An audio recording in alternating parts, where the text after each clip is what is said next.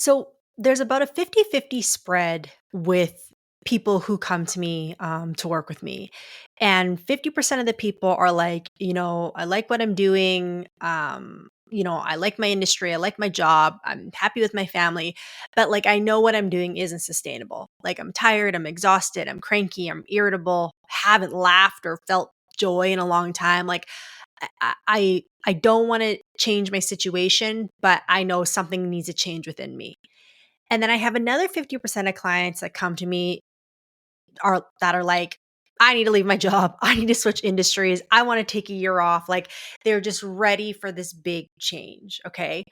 And one of the things I always say is, if this is this decision you're looking to make, we want to make sure that we're making it from an empowered space, not from a desperate space. And you guys have maybe heard me talk about this a little bit before on the podcast, but I really wanted to dive into what that means today and this topic of self-trust. Welcome back to another episode of the Higher Alignment Podcast, where high performers come to grow without stress, shame, or burning out. I'm Minh-Thu Lam, and I'm here to help you work smarter, live fuller, and feel like yourself again. If you're tired of running on empty, book your complimentary assessment call at higheralignmentconsulting.com/program, and let's figure out what's draining your energy and what you can do to start feeling happy and peaceful once again. You can find the link in the show notes. Now let's get into the episode. Because you know what I commonly see with the people that I work with, and what was once me for a long time, is that high performers, executives are really good at being confident in the boardroom. They're confident with making decisions at work and making things happen, and not dwelling too much on what may or may not happen, and just confident on, like, let's just try it and make it work type thing. But when it comes to their personal life, they typically question themselves a little bit more and question their judgment. And sometimes that also means, like, they just don't socialize or interact personally at all because it feels that much more difficult. And one thing that we've been taught, again, especially the high performer group, is that we've been taught to perform versus connect. Like, it is much easier for us to just show up and make things happen and serve people, or whatever the case is, just like fulfill a role, versus true connection, because true connection involves vulnerability. True connection requires authenticity and letting your walls down and taking the mask off and letting people see you for who you really are. And that's hard. Or somehow we've gotten to the place where it's hard for people. um and so I wanted to talk about this element of self-trust today, because whether you're someone who feels like you need to make a big decision in your life, or maybe you've just lost some confidence in your decision making, like you find yourself having to consult more people to get the answers, or you are constantly spinning around making the right or wrong or choosing the right or wrong answer. Like, it's a constant rumination. And, like, I'm not talking about like a few days or maybe even a few weeks. I'm talking about like going on months about like something taking up your mental capacity. Um, or you're just someone who like, you're always looking, whether it be through other people or signs, to from the universe maybe, or books or whatever, just something to give you more insight on how to make the decision. And there's nothing wrong with that. That's what I want to say. But that pattern and that behavior is a reflection of where your level of self-trust is currently, and also a level of your dysregulation. When you're finding it harder to make decisions, or to come to answers, or even just be okay with the decision regardless of what happens, when you're super attached to the outcome, that is a sign that you are dysregulated and you are in survival mode, meaning your nervous system needs some support. Okay. So let's talk about what that is today, and how we can get back on the path of trusting ourselves more. Okay. Because, you know, I work with some really incredible people. And surprisingly, one thing that consistently comes up when we talk about their goals is wanting to feel more confident. And they don't usually realize it till we break it down. Because on week one, I give them this exercise of like, hey, I have 8 different categories of goals that we go through. And we go through, what is the physical manifestation of that. Okay. So, like, for instance, one of the areas is physical health. So, that might be I want to lose 10 pounds, or I want a six pack, or I just want to be able to get up and have energy throughout my entire day with no slump. So that would be the physical manifestation of their physical health goal. But then the other side of that is, well, how would that make you feel? What is the desired state that's attached to that? And for that specific category, it's always confidence. They want to feel more confident in their body. They want to feel more confident in themselves and the clothes they wear. And it's not just the physical category that confidence comes up in. It comes up in so many other places. But until they sit down and really dissect the fact that that confidence is continuously coming up, do they realize that it's actually an issue? And obviously, confidence gets directly correlated with self-trust, because if you trust yourself, if you trust how you look, if you trust how you talk, if you trust how you're showing up, if you trust your decision, if you trust what you're voicing, well, you typically only trust that based in confidence, right? And so if we talk about trust, the easiest way to do that is to talk about it in relationship, right? I'm realizing that, and this was me at one time too, that a lot of people have a hard time grasping this concept of relationship with self. And I get it, because we're in our bodies and our minds all day long. So it's kind of like, well, how do you have a relationship with the very thing that you are? Where if we think about like a relationship with a coworker or a spouse or a kid or a friend, it's much easier to conceptualize that interaction and the trust between the two, because you have something else that you're interacting with. There's a feedback system, right? Where there actually is a feedback system within ourselves too, but we're just usually ignoring it. Okay. So, how do we get feedback from ourselves? Well, that shows up in how our body is responding. Um, our weight, if we are breaking out in our skin, if we're having digestion issues, if we're having more severe things like chronic illness, heart attacks, anything like that, those are all feedbacks from ourself. More subtle behaviors like being more irritable or short fused, overthinking a lot, being more critical or cynical. Feedback also in how we are soothing ourselves, alcohol, weed, scrolling, even again, going back to like having to consult multiple people or gossiping, even. These are all feedback systems. Okay. But the thing is, we weren't taught how to navigate the relationship with ourselves. We weren't taught to pay attention to these things. So therefore, when they happen, we just think that's how we are. This is just the way life is, or this is just how I am. I'm wired to overthink. I'm wired to always worry. I'm wired to have a tight chest and anxiety. Like that's just the way I am, right? Have you ever said that to yourself before? Because I know I have. Okay. But those are all byproducts of the relationship with ourselves, which is learned behavior. Okay. Learned behavior based on our environment, our family, the interactions we've had growing up. Okay. And again, when we aren't taught to connect to other humans, let alone to ourselves, this is where we get into trouble. Okay. And this is where burnout comes into play. This is where we start to question ourselves more. This is where we start to lose our confidence. And you can go through ebbs and flows of this. You could be in a season where you're like, Minh-Thu, I am so confident in myself right now. I got it. Like, I'm just feeling really good about myself. And yeah, I'm not dealing with any of that. Maybe you have been dealing with a lack of confidence for many, many years. I'm going to be honest, I see with a lot of high performers this false sense of confidence where we wear these masks. Like I just commented on this on a post today on LinkedIn, and like I was the biggest fraud of feeling confident, okay? And I was damn good at my job. I was a professional dancer. I did well, and like I've pretty much quote unquote succeeded at anything I've ever put my mind to. Okay.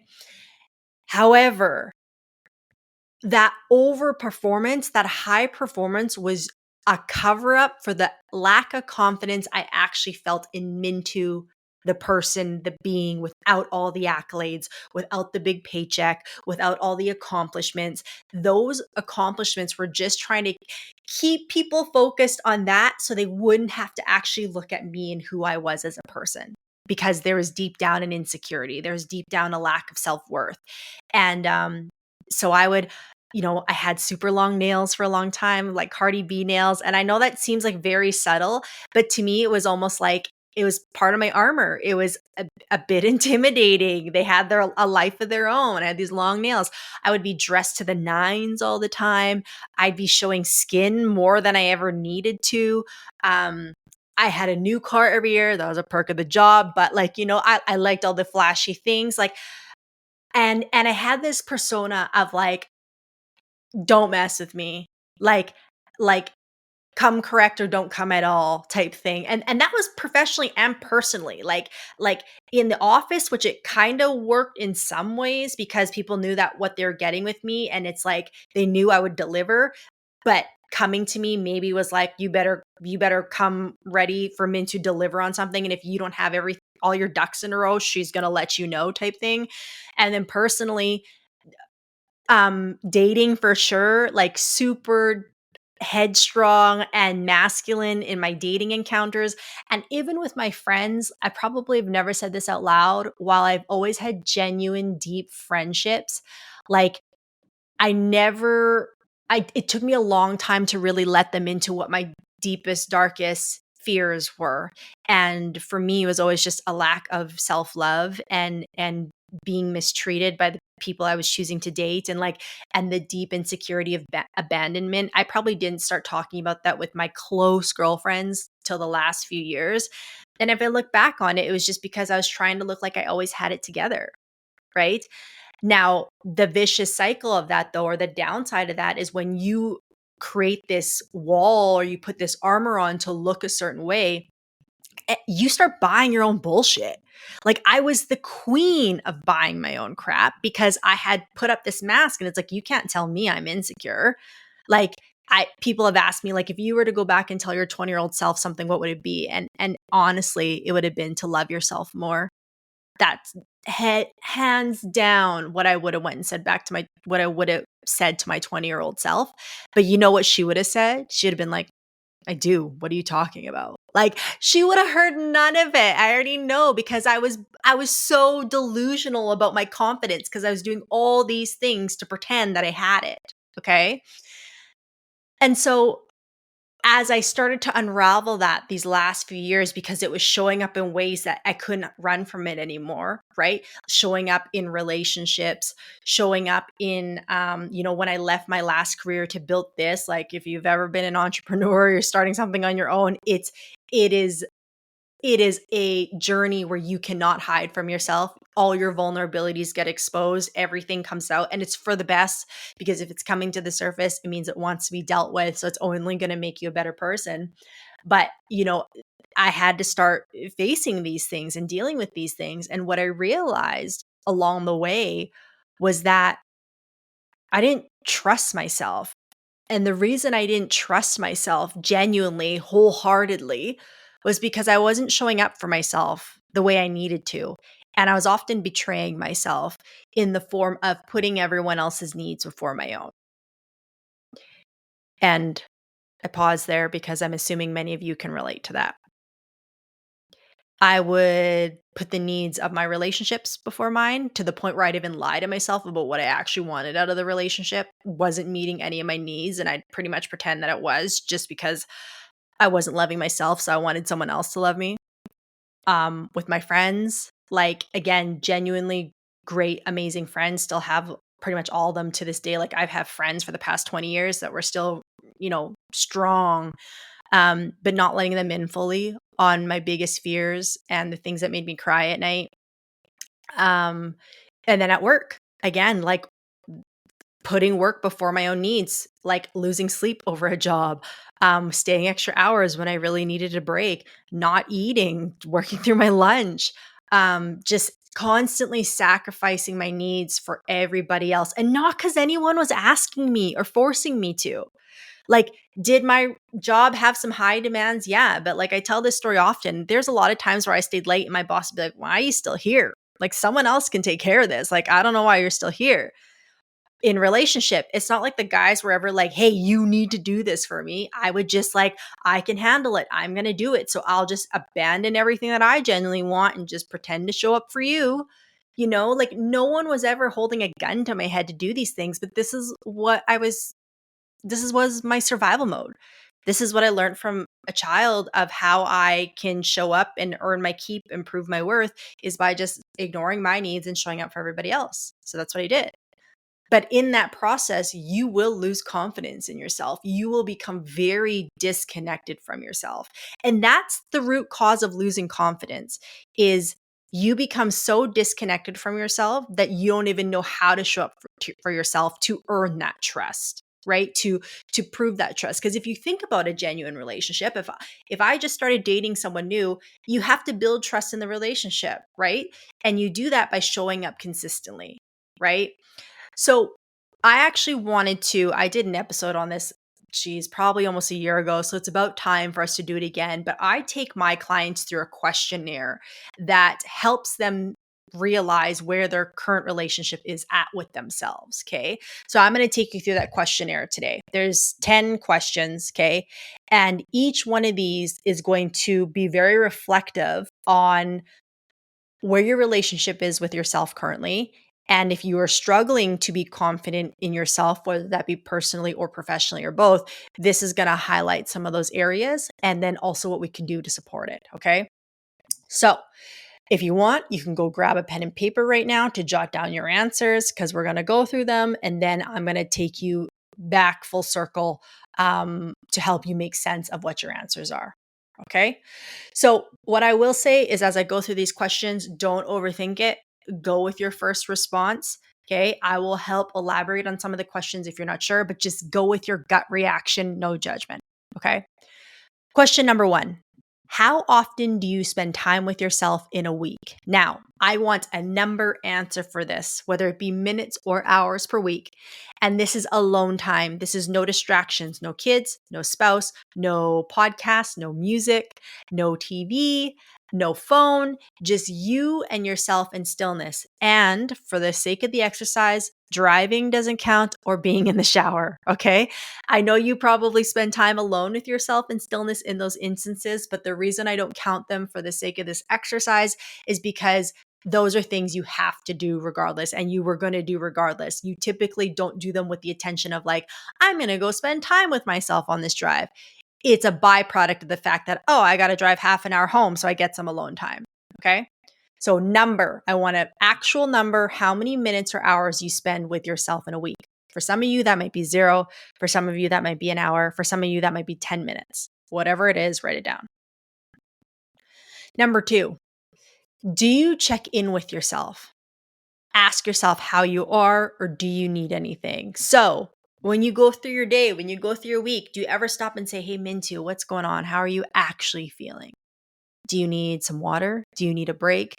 Do you check in with yourself? Simple yes or no, or sometimes is fine. These can be like partial answers, like 50% of the time, or yeah, sometimes, or occasionally. You can answer it that way too. That's okay. Number 3, what is the tone of the voice in your head? So when you are having some self-talk, is it judgmental? Is it very much, you should be doing this, you should be doing that, like bossy? Is it compassionate? Is it kind? Is it highly critical? How did you let this happen? This should have been better. You could have done this better. What is the genuine voice that's inside of your head? And you might have some fluctuations, but there's typically a very consistent tone. Number 4, do you feel comfortable being with just you? Now, this is going to correlate with number 1, because again, comfortable being with just you means, do you feel comfortable in stillness by yourself with no distractions, no phone, no kids, no friends, just you? So number 1 is going to probably be pretty reflective of what the answer for number 4 is. And some of you might say, yeah, I love being alone. I just never make time for it. Okay, cool. But then I would say, like, if you love being alone but you never make time for it, we all have time to put our phone down for 20 minutes. I would beg you to double back on that and see if that's actually the real case then. Number 5, do you make plans with yourself or others that you stick to? So let's do a 5A and a 5B. 5A, do you make plans with others that you stick to? So when you agree to a coffee date or a dinner date or yoga in the park, do you stick to it with your friends? And 5B is when you make plans for yourself, do you stick to them? So when you say, I'm going to go to the gym, you go to the gym. When you say, I'm going to get up early for that meditation circle, you go for it. When you say, oh, I'm actually going to take time to read before bed tonight, you actually honor it. So 5A, do you keep plans that do you stick to your plans with other people? 5B, do you stick to your plans with yourself? All right, if you're a burnt out executive or high performer, chances are you're on a 3 to 4 month cycle of burnout, meaning the first few months, you're high energy, productive, and making it happen. And then once that third or fourth month sets in, you're exhausted, irritable, snappy, and ready to give it all up. Now, there are two main reasons you get stuck in this cycle that no one talks about when it comes to stress management information out there. So I've put this together in a short video called The Real Reason You're Burnt Out. I put it in the show note links, so take the 12 minutes to watch this video and let this be the first step to you getting off this hamster wheel of burnout. All right, guys, back to the episode. Number 6, do you honor commitments to yourself? Now, this is slightly different than the last one because it can be a form of when I say I'm going to go do something, I'm going to do it, but it's also something as simple as I said I was not going to take on any extra work at work. So I said no to the project. It could be I told myself I'm not going to answer emails now past 7:00, so I stopped. Like when you say you're going to do things like that beyond like showing up, just like commitments to yourself. I told myself that I'm not going to scroll past 9:30 anymore. Do you honor those commitments to yourself? Number 7, do you ever lie to yourself? Now, this doesn't have to be some big theatrical, like, oh, I love the color blue when you hate it. This is something as simple as like you telling yourself fine when you're not, or you telling yourself you can handle it when you know you're already like gassed. Do you ever lie to yourself? 8, do you feel comfortable in your own skin? Now, this is slightly different from the question earlier of being comfortable with just you, because comfortable in your own skin means you feel safe being on display. You feel safe letting people see every side of you, the good, the bad, the ugly, the vulnerable, the crying, the angry, when you get mad in traffic and you're losing your shit. Like, do you feel comfortable letting people see you in your full capacity and your full vulnerability? 9, do you have faith in yourself? I think that's pretty straightforward. And 10, do you trust yourself?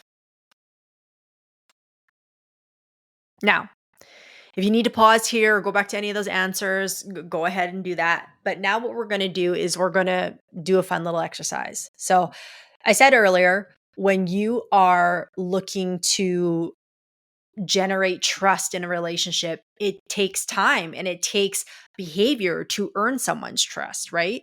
So while self trust might be a harder concept to understand, creating trust in a brand new relationship is a lot more familiar for most of us. So now what we're going to do is we're going to take those answers that you just gave me for all those questions and we're going to pretend you're in a brand new relationship, okay? Even if you're married, just hypothetically we're going to play the game, okay? So you're in a brand new relationship, you just started dating, it's been like 3 weeks, you really like the person, okay? Now we're going to use these answers towards that relationship and we're going to see if this relationship is going to last or if it's going to crater, okay? So, number 1, how often do you spend time with yourself? Well, some of you, if it was 0 minutes per week, that means you spend 0 time with your new boyfriend or girlfriend. For some of you, it might have been an hour a week. That means you spend 1 hour with your boyfriend or girlfriend. So just apply that. Number 2, do you check in with yourself? So do you ever ask them how they are? Well, if it was a no, that means you never ask your new partner if they're good or how their day was. If it's part of the time, that means every once in a while you'll check in with them. But, again, apply that answer to that. Number 3, what is the tone of the voice that you speak to your partner with? So if it's judgmental, that means you're judging them. If it's critical, that means you're highly critical of them, right? So just go down the line, okay? And then apply it to that person. Do you ever lie to them? If you said, yes, I lie to myself about saying I'm okay when I'm not, that means you lie to your new partner, right? So go down the line and apply those answers to that hypothetical new partner. And then ask yourself, would I date me? Is this a relationship that's being set up to win? Is this a relationship that's being set up to go the distance and to last long term and to have self trust? Will this person trust me? Right. And I'm not going to project, but I've done this exercise strategically for a long time now. And 90% of the time, I would say 98% of the time, those relationships are red flags with my clients. Okay. Now, I obviously know people are coming to me with a certain problem in hand, but if you're listening to this, there's probably a little bit in there with you as well, too. But 9 times out of 10, that relationship needs a lot of work because you wouldn't date you with the way you treat yourself. Right. So, if we're going back to how do we generate more confidence within ourselves from a deep embodiment, not a fake confidence like I had, where I'm just pretending and have the mask up and wearing all this armor and pretending I've got it like that, like a genuine confidence where you can show up with no makeup and you're still just as confident, where you can send an email with a bunch of spelling mistakes and know it doesn't affect your self-worth, where you might not have a great month and while there's room to improve, you're not beating yourself on it up on it. You look, I'll just get it next time. Like, can you have that type of confidence? Can you have the type of confidence where you let people see you cry? Where you let people hear about your deepest, darkest wounds and how you're scared to be abandoned or you're scared to get too close to people or whatever the case is, right? If you want to build that up within yourself where you can truly be confident, this is where you have to start. Okay. You start simple. Can we increase that 15 minutes a week to maybe, 10 minutes a day or 15 minutes a day with yourself? I know you got it. Can we start checking in with ourselves, asking, hey, Mintu, how are you? Do you need anything? Can you maybe start talking with a nicer tone instead of being like, oh my God, you should have got that done? Can you say, it's okay, we'll add it to the list and we'll take care of it tomorrow? Can you show up with a little bit more compassion? Can you honor the commitments to yourself? Can you say like, hey, I'm actually really tired and I don't have the capacity to do this? Like, can you be honest? Right? If you want to learn how to build true self confidence in yourself, you got to follow through on these 10 things. And wherever you would make the adjustments to improve the relationship with your new boyfriend or girlfriend, make those adjustments with yourself. Okay? Show up with honesty, show up with transparency, show up when you say you're going to show up. Like, this is how you build self trust. Okay? And so going back to what I said at the beginning, when people come to me and they have this feel like they need to make this big decision in their life, and I say we want to make it from a empowered state versus a fearful state, this is what I mean. Because when you reconnect with yourself, when you fix that list we just talked about and you generate a really healthy relationship with yourself and you understand what that dynamic is, then that confidence starts to come back. Then you don't need people's opinions as much. Then you don't feel like you're constantly looking for an answer through a book or a podcast or whatever the case is. Now it's an inner knowing. Now it's a, you know what, whatever I do choose, I know I'm going to figure it out. There's less pressure to make the right decision. There's more of a, I'm going to make this choice and I know that whatever happens from this, I will find my way through it. That's true self-trust. That's true faith in yourself. That's true belief in yourself, okay? But if you're wondering why, like, hey, I can figure out these $1,000,000 problems at work, but I can't even answer this one question in my personal life, that's why is you've become so disconnected from you and your soul and your heart and what actually makes you tick that you don't trust yourself anymore, right? And you need to earn that trust back. That part of you that doesn't trust you, that's that little kid version of you that's still alive in there that at some point realized that you weren't going to show up for them anymore. You weren't going to feed them when they were hungry. You weren't going to let them sleep when they're tired. You weren't going to play with them. You weren't going to love them. You weren't going to hug them. You weren't when you started to shove that little kid within you aside, that's when the trust started to fall off. And so now when you go to make this big decision, that part of you that's so scared and can't get out of fear is that little kid version of you going, mm, you sure we're going to do this? Because even on the basic stuff, you don't show up for me. Like you say, we're going to go, travel the world, or we're going to start a new business, or we're going to take a year off, or whatever it is. And it's going, well, you couldn't even let me get an extra hour of sleep.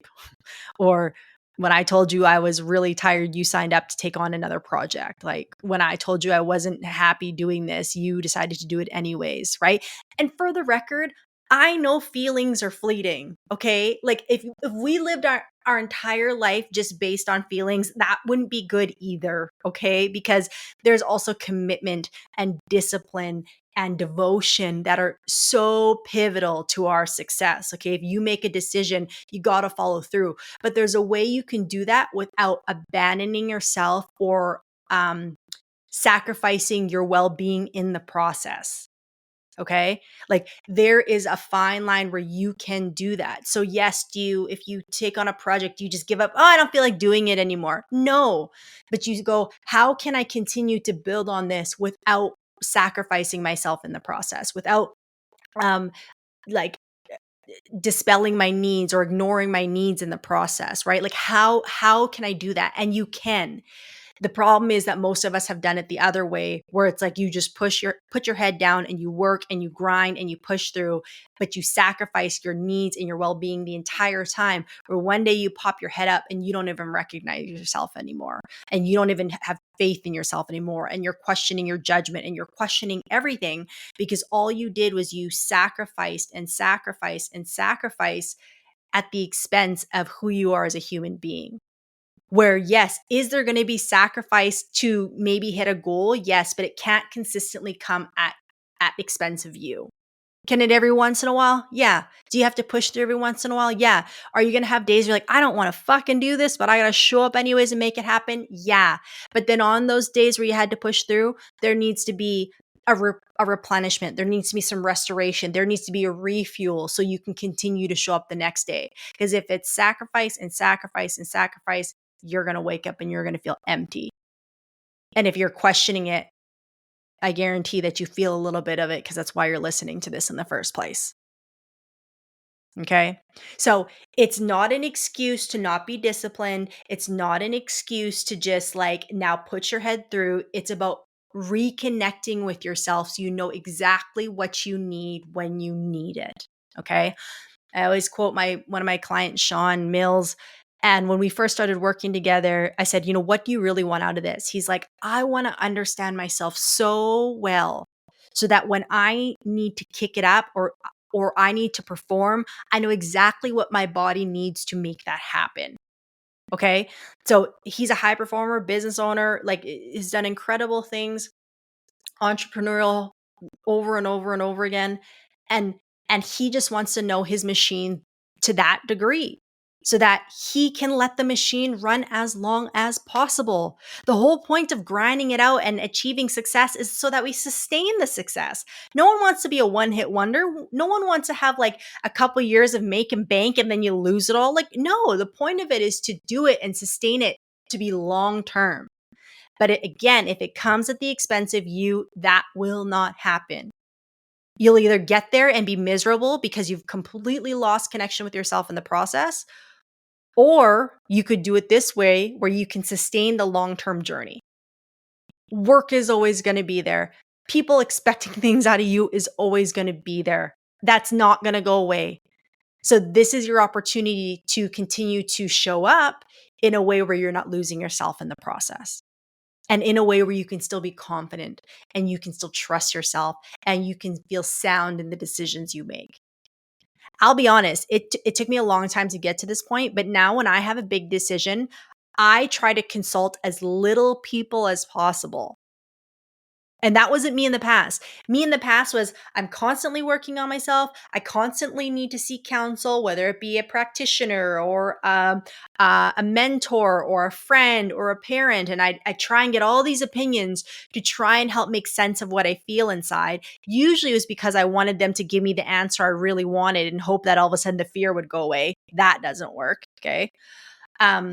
But now I've gotten to a point where I've done so much work on reconnecting with myself. And this is what I teach my clients in my program. So, shameless plug. If you're dealing with burnout, if you're dealing with disconnect, or just kind of like on a midlife crisis type place, hit me up. It'll be in the show notes.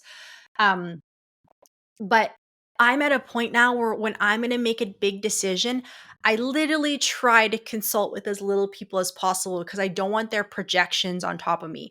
I might consult one or two people who I really trust in that arena, and I know that they've either done it, they've been there, or they know that I know they're going to breathe life into me, into how I can make it work. And if there's really something wrong, they might highlight it.